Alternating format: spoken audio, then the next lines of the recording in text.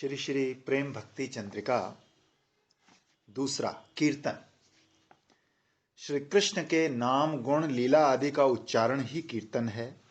विशेष रूप से भगवान का नाम कीर्तन ही कली का युग धर्म है। साधनों में भगवान नाम साधन जैसा श्रेष्ठ साधन और नहीं है जिससे प्रेम प्राप्ति हो। देश काल द्रव्य आदि द्वारा सीमाहीन, अधिकार अनधिकार विवर्जित, जीव मात्र का परम हित, सज्जन मात्र द्वारा समादृत, अनंत सिद्ध साधकों द्वारा आचरित नाम संकीर्तन ही सब शास्त्रों में प्रेम प्राप्ति के परम उपाय के रूप में निर्णित हुआ है। साधकों और सिद्ध महापुरुषों के लिए भी नाम कीर्तन की अपेक्षा और श्रेष्ठ साधन नहीं है। इसी अभिप्राय से कहते हैं, हे राजन, जो लोग सकाम हैं उनके लिए वांछित फल का अव्यभिचारी साधन ये नाम कीर्तन ही है। फिर निवर्धमान अर्थात मुमुक्षुओं के लिए मुक्ति का मुख्य साधन भी यही नाम संकीर्तन है। योगी और ज्ञानियों के योग और ज्ञान साधन का मुख्य फल भी ये नाम संकीर्तन है। ये नाम पहले साधन है, फिर साधन भी वही है और फिर उसमें प्रेम हो जाता है तो साधन भी वही है। फिर करना क्या है, उसके बाद भी तो यही कुछ करते रहना। बिल्कुल। ये नाम संकीर्तनांग किस प्रकार सुसेव्य होकर प्रेम का साधक बनता है, श्रीमन महाप्रभु ने स्वयं श्रीमुख से शिक्षा अष्टक में व्यक्त किया है कि जे रूपे लैले नाम प्रेम उपजाए, ताहार लक्षण सुनो स्वरूप राम राय, तृणादपि सुनी चेन तरो रेव सहिष्णुना, अमानिना मान देन कीर्तनीय सदा हरि। महाप्रभु ने इस श्लोक का अर्थ स्वयं ही बताया है कि उत्तम हैया आपना के माने तृणाधम, दुई प्रकारे सहिष्णुता करे वृक्ष सम, वृक्ष जेनो काटिले है किछु न बोले, सुखाइया मैले कारे पानी न मांगे, जेई जे मांगे तारे दय आपन धन, धर्म वृष्टि सहे घर्म वृष्टि सहे आनेर करे रक्षण, उत्तम हैया वैष्णव हवे निरभिमान, जीवे सम्मान दिवे जाने कृष्ण अधिष्ठान, ऐ मत हैया जय कृष्ण नाम लय, कृष्णेर चरणे तार प्रेम उपजाए। श्री कविराज गोस्वामी पाद ने उक्त श्लोक पर अपना मंतव्य प्रकट किया है। तात्पर्य यही है कि नाम करने से समय ये श्लोक याद रखना होगा और जिस उपाय से ऐसी अवस्था प्राप्त हो उसके लिए श्री नाम के निकट ही सकातर प्रार्थना और हृदय की व्याकुलता व्यक्त करनी होगी। कारण कि जब तक उक्त अवस्था प्राप्त नहीं होती तब तक नाम ग्रहण का मुख्य फल प्रेम प्राप्त नहीं होगा। इस श्लोक का यथायथ याजन ही निरपराध होकर नाम कीर्तन का अमोघ उपाय है, क्योंकि नाम अपराधी शक्तिशाली नाम साधना द्वारा प्रेम भक्ति के मार्ग में बाधा है। स अपराध व्यक्ति के प्रति श्री नाम प्रसन्न नहीं होते। अपराधी व्यक्ति बहुत समय तक कीर्तन करे तब भी वो उसे प्रेम देने की इच्छा नहीं करते। जो लोग कली के युग धर्म इस हरिनाम संकीर्तन का सुसेवन कर शीघ्र प्रेम प्राप्त करना चाहते हैं, उन्हें दशविध नाम अपराध छोड़कर ही नाम कीर्तन करना होगा। राध शब्द का अर्थ संतोष है। अपराध होने पर नाम का संतोष चला जाता है तो श्री नाम अपना प्रभाव छिपा लेते हैं। फलस्वरूप नाम अपराधी नाम का सुसेवन करने में असमर्थ होता है। सुसेवन दूर की बात, अश्रद्धा, कुटिलता, कृष्णेतर वस्तुओं में अभिनिवेश, लाभ, पूजा, प्रतिष्ठा, आशा, नाम भजन में शिथिलता आदि इस अपराध के ही विषय में फल है। फिर राध शब्द का अर्थ है सिद्धि। राध भंज, अपराध से नाम की फल सिद्धि नष्ट हो जाती है। कारण कि यह साधक का सारा साधन भजन व्यर्थ कर देता है। अप्राकृत वस्तु को प्राकृत वस्तु की तरह दिखाता है। साधक के चित्त मन में भोग स्पृहा जगाता है। फलस्वरूप साधक नाम आश्रय लेकर कृतार्थ होने में सक्षम नहीं होता। यहाँ हम नाम अपराधों का संक्षिप्त में उल्लेख कर रहे हैं। साधु निंदा, श्री विष्णु और शिव के नाम आदि को पृथक समझना, गुरुदेव की अवज्ञा, श्री गुरु में मर्त्य बुद्धि, श्रुति और तद अनुगत शास्त्रों की निंदा, श्री हरिनाम की महिमा को स्तुति वाक्य मानना, श्री हरिनाम में अर्थ अंतर की कल्पना, नाम के बल पर पाप आचरण की प्रवृत्ति, अन्य शुभ क्रिया आदि के साथ हरिनाम की समता मानना, श्रद्धाहीन को नाम का उपदेश देना, नाम महात्म सुनकर भी नाम में अप्रीति, इन 10 अपराधों से रहित होकर नाम कीर्तन करना ही संकीर्तन कीर्तनांग का सुसेवन है। तीसरा, स्मरण। भगवान के नाम, गुण, लीला आदि के साथ मन के संयोग को ही स्मरण कहा गया है। कोई फर्क है ना, उच्चारण और स्मरण। उच्चारण तो ये है जो हम सब करते ही हैं, नाम ले रहे हैं, लेकिन उसके साथ स्मरण नहीं होता, क्योंकि मन जो है वो नाम, जीवा तो नाम कर रही है लेकिन मन कहीं इधर उधर भाग है। अगर मन, मान लो हम एक दो बार मन जाता है इधर उधर, मतलब हम देख कर तो श्रृंगार रहे हैं मन ही मन, लेकिन मन चला जाए भोजन बनाने में उनके लिए, तो एक तो ये है, पर ये इतना घातक नहीं।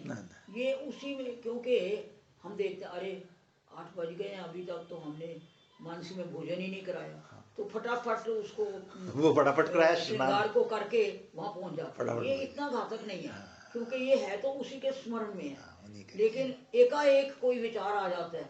इसलिए जितने विचार लौकिक कम हों उतना ही स्मरण ज्यादा होता है।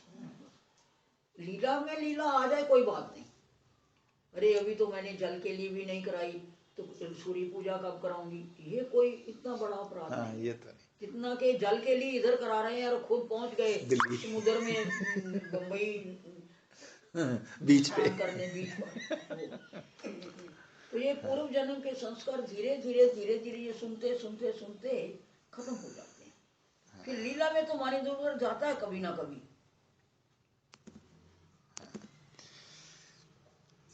श्री हरि स्मृति ही सभी साधनों का प्राण स्वरूप है। स्मरणांग भक्ति याजन में मन संयोग का एकांत प्रयोजन है। मन शुद्ध ना हो तो मन संयोग संभव नहीं होता, अर्थात अन्य पदार्थों में स्फुरण रूपी मल के नष्ट न होने से चित्त शुद्ध नहीं होता। इसलिए स्मरणांग याजन सबके लिए संभव नहीं होता। सबके लिए संभव नहीं है। तभी श्री जीव गोस्वामी पाद ने लिखा है कि शरणापत्ति आदि द्वारा अंतःकरण के शुद्ध होने पर नाम कीर्तन के साथ स्मरणांग भक्ति याजन कर्तव्य है। तात्पर्य यही है कि श्रद्धा, शरणापति, श्री गुरु वैष्णव की सेवा, श्रवण कीर्तन आदि भजन अंगों के याजन से जैसे जैसे साधक का चित्त परिशुद्ध या मार्जित होता जाता है, तैसे तैसे उसका स्मरणांग भजन सुखकर या सुसेव्य बनता जाता है। स्मरणांग भजन में लगा साधक साधन प्रयत्न से इस स्मरणांग भजन का सुसेवन करते करते क्रमशः कई स्तरों का अतिक्रम कर भाव सिद्धि के राज्य में पहुंच जाता है। टाइम लगता है इसमें, लेकिन इसमें पहले दृढ़ निश्चय होना चाहिए कि ये इससे हमारा चित्त शुद्ध होके अल्टीमेटली हम पहुंच जाएंगे। क्योंकि अगर हमारी निश्चयात्मक बुद्धि नहीं है अपने साधन में, पता नहीं स्वरूप है कि नहीं, पता नहीं रूप मंजरी मिलेगी कि ना मिलेगी, इसलिए किसी और का आश्रय ले लें, तो ये सब विक्षेप है। श्रीमद् जीव गोस्वामी पाद ने उन स्तरों का उल्लेख किया है कि पूर्व वर्णित स्मरण 5 प्रकार का है। किसी भी प्रकार श्री हरि के नाम रूप आदि के अनुसंधान का नाम स्मरण है। सभी विषयों से चित्त को आकर्षित कर श्री हरि के रूप गुण आदि को चित्त में धारण करने का नाम धारणा है। विशेष रूप से रूप आदि का चिंतन करना ध्यान है। अमृत धारा की तरह अटूट भाव से स्मरण करना ध्रुव अनुस्मृति है। ध्रुव स्मृति और ध्येय मात्र के स्फुरण को समाधि कहते हैं। और स्मरणांग के सुसेवन के फल स्वरूप साधक क्रमशः भाव समाधि प्राप्त कर धन्य होते हैं। तत्पश्चात नंबर 4, पाद सेवन। पाद सेवा में पाद शब्द भक्ति पूर्वक या मर्यादा से रखा गया है, अर्थात सेवा केवल चरणों की ही करनी होगी, श्री मुख कमल, कर कमल आदि अन्य अन्य अंगों की नहीं, ऐसा नहीं है। सर्वांग सेवा करनी होगी, अर्थात अतिशय आदर मर्यादा के साथ सेवा करनी होगी। काल देश आदि की उचित परिचर्या का नाम सेवा है। सेवा शब्द परिचर्यावाचक है। उसी सेवा रुचि की बात श्रीमद् भागवत में श्रील पृथु महाराज ने विष्णु जी से कही कि हे नाथ, तुम्हारी श्री चरण सेवा की अभिरुचि के उदय होने से ही वो संसार तप्त मनुष्यों के अशेष जन्मों के संचित चित्तमल अर्थात विषय वासना राशि को अतिशीघ्र विनष्ट कर देती है।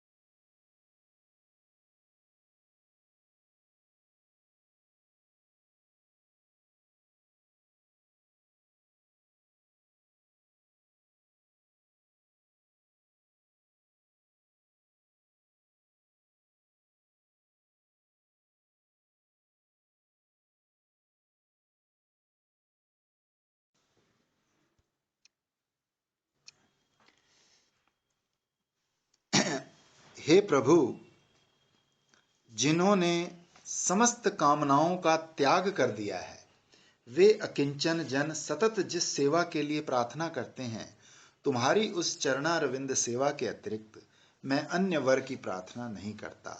हे हरे, तुम्हारी आराधना कर आत्मबंधन हो, इस प्रकार का अन्य वर क्या कोई लेगा?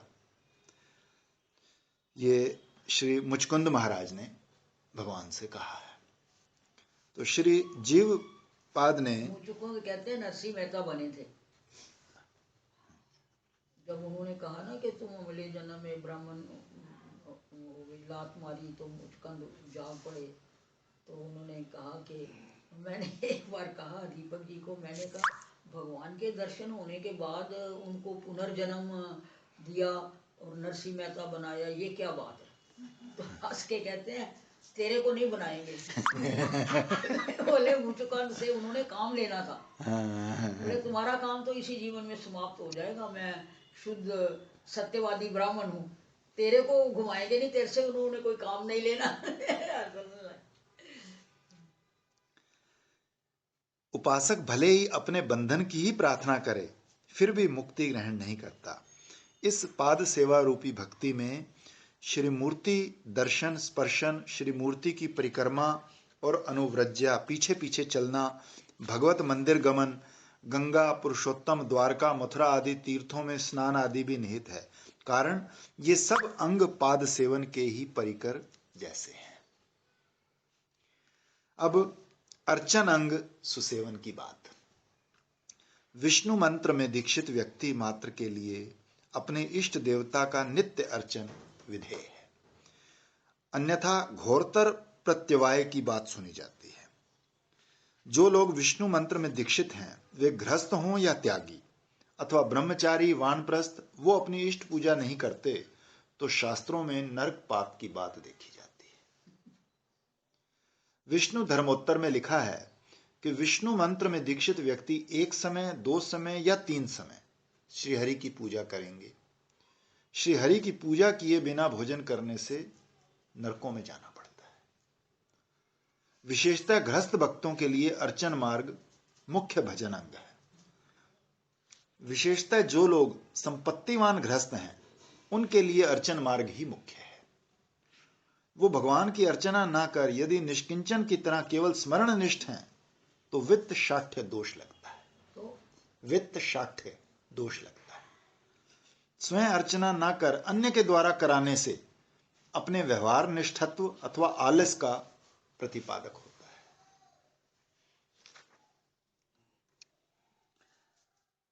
अपने व्यवहार कार्य में आसक्त अथवा सेवा विषय में अत्यंत आलस, ऐसा समझना होगा। महात्मा गण प्रतिमा का श्री कृष्ण आदि अभीष्ट देवताओं के साथ सर्वथा अभेद रूप में ही चिंतन करते हैं। अपने इष्ट देवता के साथ श्री विग्रह की किसी प्रकार की भेद भावना उचित नहीं, कारण दोनों के आकारों में किसी प्रकार का भेद नहीं।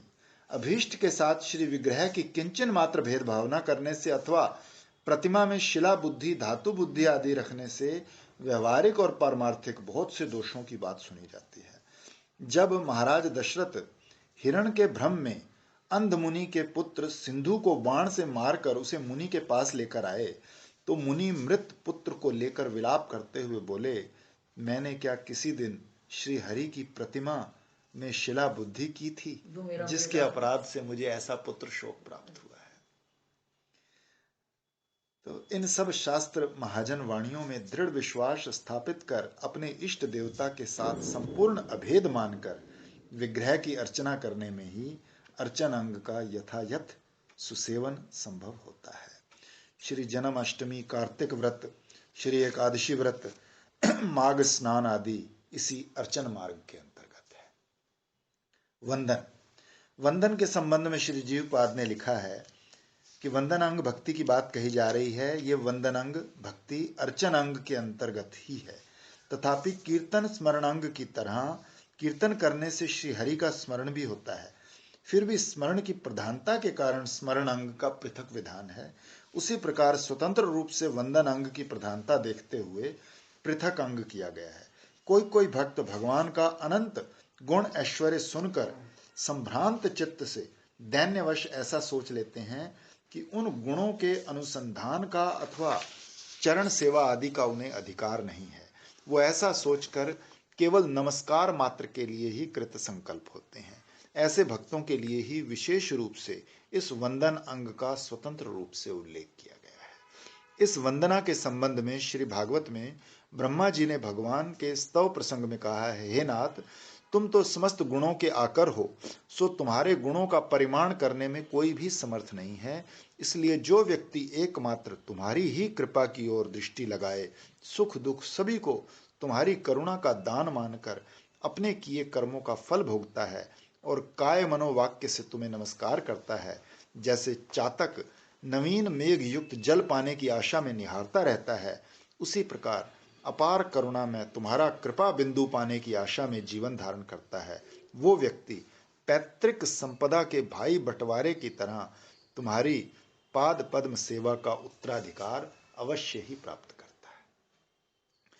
इसी श्लोक में वंदन अंग भक्ति के सुसेवन की बात कही गई है। नवदा भक्ति के इन 6 अंगों का सुसेवन संभव होने पर दास्य, सख्य और आत्मनिवेदन, इन तीनों अंगों का सुसेवन स्वतः संभव हो जाता है। पक्षांतर से श्रवण कीर्तन आदि द्वारा चित्त के शुद्ध हुए बिना बुद्धिपूर्वक इन 3 अंगों का सुसेवन संभव नहीं होता। फिर भी हम जानकारी के लिए श्री जीव के वर्णन के अनुसार इन तीनों के लक्षण भी संक्षेप में बताते हैं। दास्यम। अब दास्य भक्ति की बात बताई जा रही है। मैं श्री विष्णु का दास हूं, इस अभिमान से भजन अनुष्ठान करने का नाम दास्य भक्ति है। हजार हजार जन्मों के सौभाग्य के फलस्वरूप मैं वासुदेव का दास हूं, यह अभिमान जिसके भीतर उदित होता है वो समस्त लोक का उद्धार करता है। भजन करने के यत्न की बात दूर रही, मैं भगवान का दास हूं, केवल इस अभिमान से ही सिद्धि या प्रेम भक्ति प्राप्त हो जाती है। इसी अभिप्राय से अन्य भजन अंगों के उल्लेख के पश्चात दास्य भक्ति का उल्लेख किया गया है। दास्य संबंध से अन्य सभी भजन सर्वश्रेष्ठतमता प्राप्त करते हैं।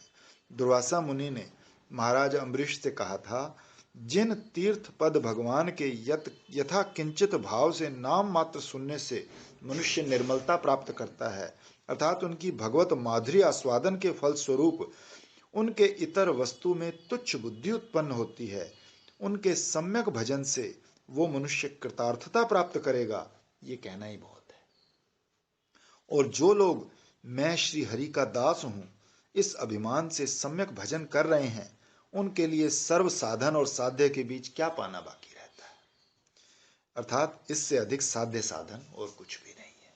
दास भाव तो सब में ही है, उत्तरोत्तर उसमें बदलते एक, जाता हाँ, है, एक के लेकिन दो, दास तो सब में ही है। हाँ, उसमें वो एक है, उसमें एक और एक दो हैं, उसमें उसमें तीन दो, है, उसमें चार, तीन, उसमें उसमें पांच, चार। उसमें पांचों, ऐसे है।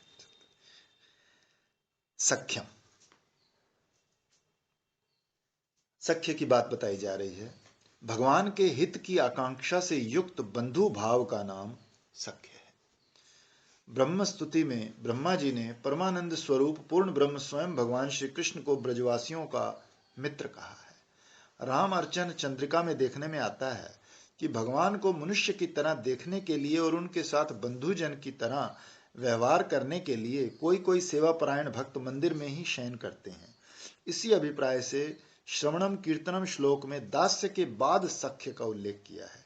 दास्य में सेवा संपत्ति रहते हुए भी संभ्रम संकोच आदि प्रकट होते हैं, किंतु सख्य में संकोच विहीन बंधु भाव प्रीति में विश्वास की प्रधानता होने के कारण दास्य से सख्य की श्रेष्ठता है। फिर परमेश्वर में भी असंकोच व्यवहार से युक्त सख्य का विधान शास्त्रों ने रखा है। ये कोई आश्चर्य नहीं, कारण शास्त्र वाक्यों में ऐसी व्यवस्था भी सुनी जाती है कि देवता होकर ही देवता की अर्चना करोगे, किंतु साधक स्वयं को देवता माने तो अपने प्रभु की सेवा में विरोध घटित होता है। इसलिए शुद्ध भक्त अभीष्ट देव के साथ अपने अभेद की भावना विषयक विधान की उपेक्षा किया करते हैं। सख्य भाव अभीष्ट देवता की सेवा के परम अनुकूल होने के कारण उसे सादर ग्रहण किया करते हैं। आत्मनिवेदन, आत्मसमर्पण दो प्रकार का है, देह समर्पण और शुद्ध आत्मा समर्पण। समर्पण शब्द का अर्थ है सब प्रकार से भगवान को ही दान करना। उस आत्मसमर्पण का कार्य है अपने लिए चेष्टा शून्य होना, अपना साध्य साधन सभी भगवान को अर्पित, काय मनोवाक्य सभी चेष्टाएं भगवान के लिए। ये आत्मसमर्पण गौ विक्रय की तरह है। गाय बेचने के बाद उसके पालन आदि के लिए बेचने वाला कोई चेष्टा नहीं करता। जिसे गाय बेची गई है वही उसका मंगल सोचता है। गाय भी खरीदार का कार्य करती है, बेचने वाले का कोई कार्य नहीं करती। उसी प्रकार जो साधक श्री हरि को आत्मसमर्पण करता है तो वो देह दैहिक आदि के विषय में निसंशय निश्चिंतता प्राप्त कर निरंतर भजन सौभाग्य लाभ से धन्य हो जाता है। इसके बाद श्री ठाकुर महाशय प्रवृत्ति कह रही थी ना अभी आशा, कहती है मैं रोज एक गोली खाती हूँ, मैं क्या कभी कभार ब्लड प्रेशर टेस्ट करा लिया कर। तो कहते मेरे को दवाई से ज्यादा और ये टेस्टिंग वेस्टिंग से ज्यादा भगवान पर ही विश्वास है। मैंने कहा बहुत अच्छी बात है, उसका विश्वास, उसकी अपनी लाइन बिल्कुल ठीक है, पर लेकिन वो ये भक्ति मार्ग के नजदीक भी नहीं इस बात में। मतलब कहती ये क्या लेट लेट के अपने शरीर को दुख दे के भगवान मिलेगा। सुन रहे थे। प्रवृत्ति अर्ध त्रिपदी में कहते हैं कि हे भाई मन, ब्रह्म रुद्र आदि अन्य देवताओं का आश्रय न लेकर एकमात्र श्री गोविंद के पाद पद्मों के आश्रय में उक्त नवदा भक्ति का सुसेवन करना ही सर्वश्रेष्ठ भजन है। भजनेर मध्य श्रेष्ठ नवदा